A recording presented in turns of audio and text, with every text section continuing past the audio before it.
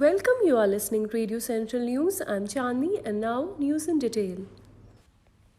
India reported 73,272 new coronavirus cases, taking the overall caseload to 69,79,423, while 59,88,822 people have recuperated so far, pushing the recovery rate to 85.81%, according to the Union Health Ministry data.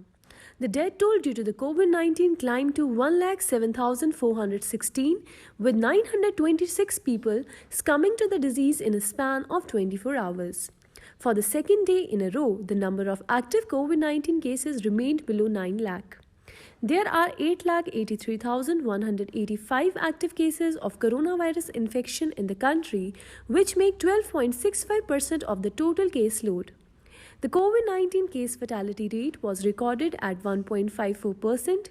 India's COVID-19 tally had crossed the 20 lakh mark on August 7, 30 lakh on August 23 and 40 lakh on September 5.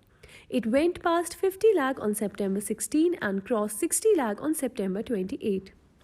According to the Indian Council of Medical Research, a cumulative 8,57,98,698 samples have been tested up to October 9.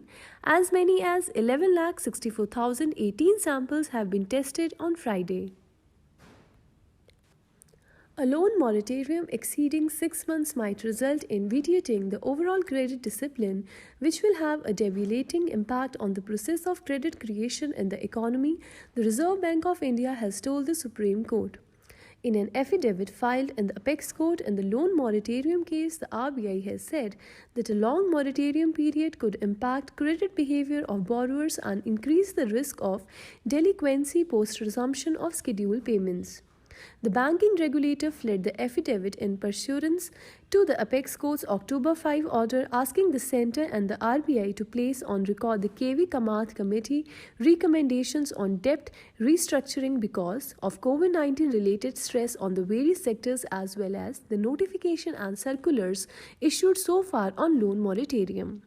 The top court is hearing a batch of pleas, including the one which has sought a direction to declare the portion of an RBI notification issued on March 27 ultra-vires to the extent it charges interest on the loan amount during the moratorium period.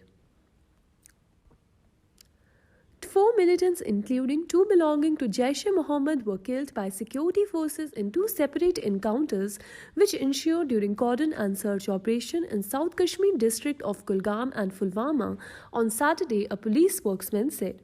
He said troops of Rashtra Rifles, CRPF and Special Operation Group of Jammu and Kashmir launched a CASO at village Chingam, Kulgam in the early hours following a tip-off about the presence of militants. However, after sealing all exit points when the security forces launched a house-to-house searches early this morning, militants hiding there opened fire. The fire was returned ensuing in an encounter, he said, adding 2 militants were so far killed. Chinar Corps Commander Lieutenant General B.S. Raju said one of the 2 militants killed in Kulgam encounter was a foreigner. He said it was a big success as killing of any foreign militant bring peace in that area. Delhi University announced its first cut-off list for undergraduate admission on Saturday, with Lady Shri Ram College pegging the score at 100% for 3 honours courses. Lady Shri Ram College for Women has pegged 100% score for 3 courses for journal category aspirants: BA Honours Economics, BA Honours Political Science and BA Honours Psychology. The college has the highest cutoff among science courses as well. The college has announced a cutoff of 99.75% for admission to BSc Honours Statistics for journal category students, while Hindu College has pegged the score for the same course at 99.25%. Hindu College has announced a cutoff of 99.33% for BSc Physics. Among the BA program combination, aspirants need to have minimum of 99.25% for gaining admission for the combination of Economics and Political Science to LSR College, the highest among all the combinations. That is all for today's news bulletin. Stay tuned to Radio Central News for more updates.